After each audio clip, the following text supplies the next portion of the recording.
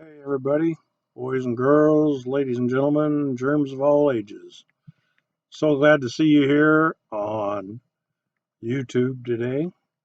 Not too much to talk about today, but I noticed there was a women's march last weekend, and that was really cool. Very peaceful, very sweet, very loving. I don't know what the girls that were dressed like tacos were trying to express. I don't know if they were for immigration or against immigration or whatever, but those were funny looking costumes. Anyway, the things around here have been exciting. We had a water spout come through and it knocked my boat all about and scattered things every which way. So it's kind of a mess today. Uh, but that's okay. We got it picked up pretty much.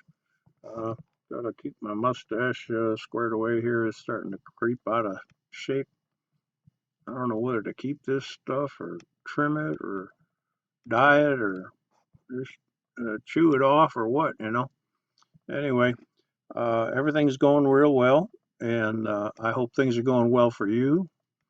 One of the things I'd like to say is don't forget, we've got some real tough times right here in Southern California. In fact, all over the country, people are a little upset because they got a new president. And I can't say I blame them. There's a lot of changes that are pretty hard to swallow if you really care about people. I'm a great believer in treating your neighbor as you'd want yourself to be treated.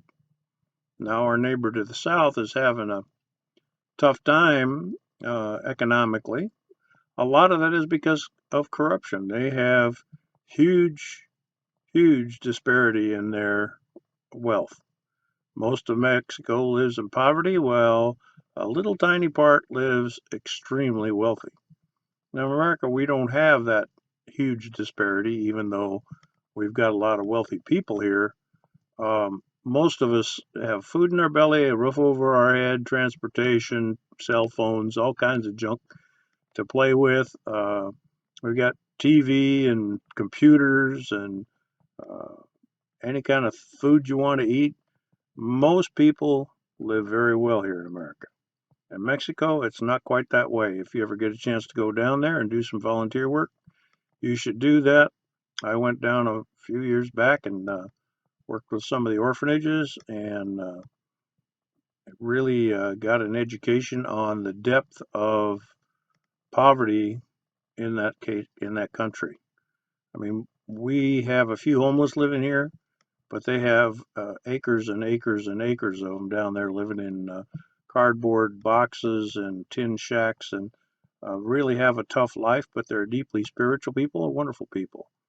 And they give you the shirt off their back uh, out of kindness. They're just the sweetest group of people I ever ran across. And I found that true in other third world countries that I've visited. I don't want to get into too much detail now, but taking care of your spirit is one of the things that you have to do. I believe that the Bible gives a great guide for that, and there's other religious books that give a great guide for that. But I'm a Bible thumper myself, so I hope you don't hold that against me. Because if you're a true Bible thumper and you really get into the full extent of the word, you know that helping your neighbors and loving your neighbors and taking care of other people is pretty much what we're put here for. Um, we are the only representative um, that humanity has to help each other. There's nothing else going to, we don't have aliens coming down to help us, so we have to help each other. And I think a lot of people are afraid that the president is leaving out our neighbors.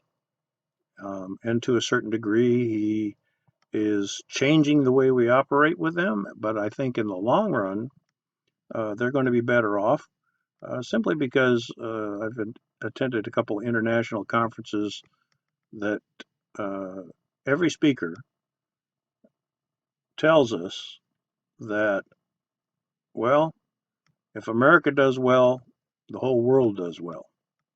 And I think we're going to get there. So you guys take care of each other. God bless you all. Don't ever lose hope. There's always another day tomorrow, another day to start. And sometimes you got to start all over. Done it a couple times myself. It's not easy, but it can be done. So enjoy your day. God bless.